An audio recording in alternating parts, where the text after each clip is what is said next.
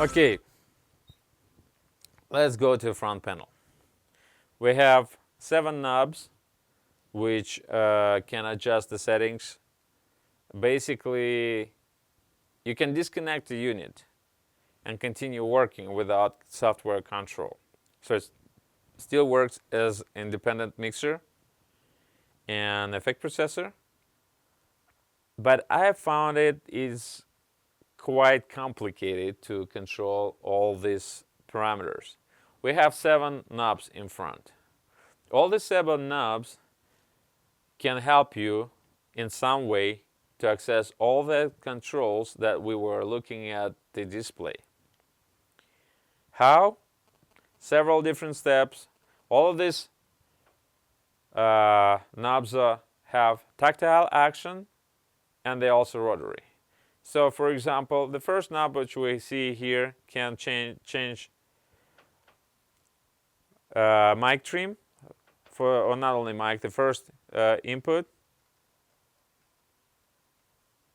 Can also turn the pad on and turn it off.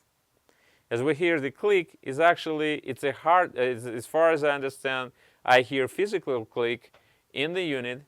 So this pad works not through electronic adjustment, but there is a real relay out there. So, which is a good part. It's a hardware.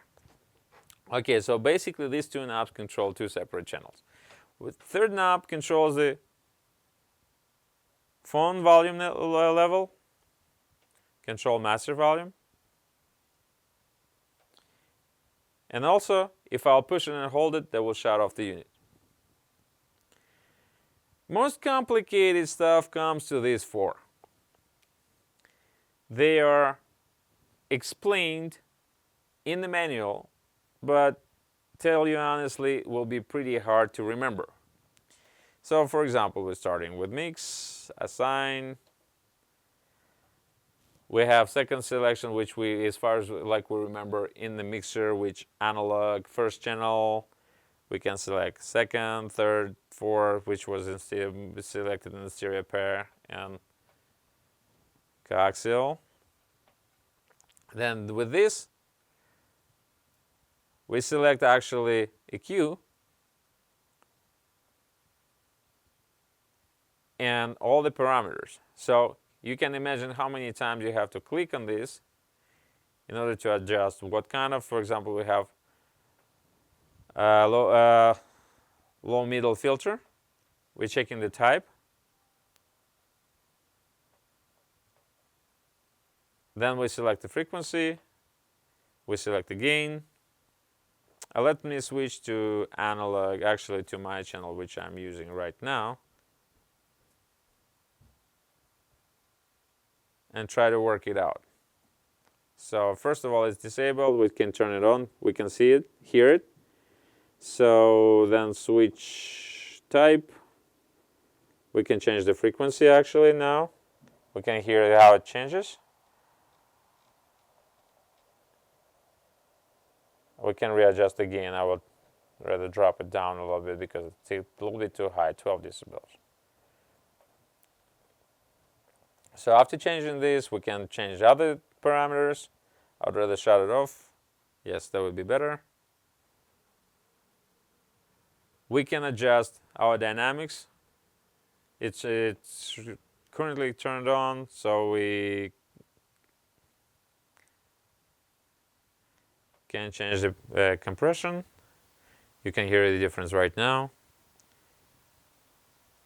And change the modes of it, threshold, ratio. The problem is that basically what we have to do, we have to adjust it by ear, the threshold, because there is no indication so far.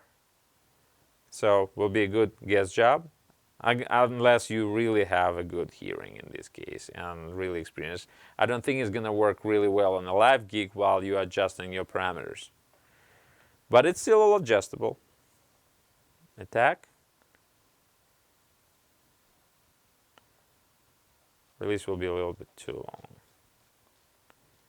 So let's go somewhere here. So this is leveler. And we can adjust the reverb also. So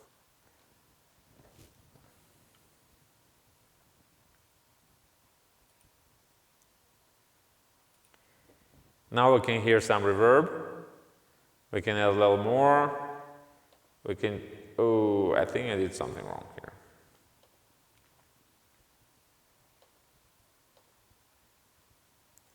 So going with reverb.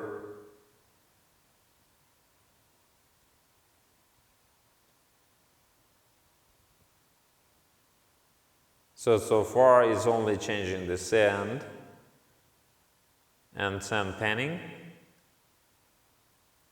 and no more adjustments. It's still good enough. So let's drop it down.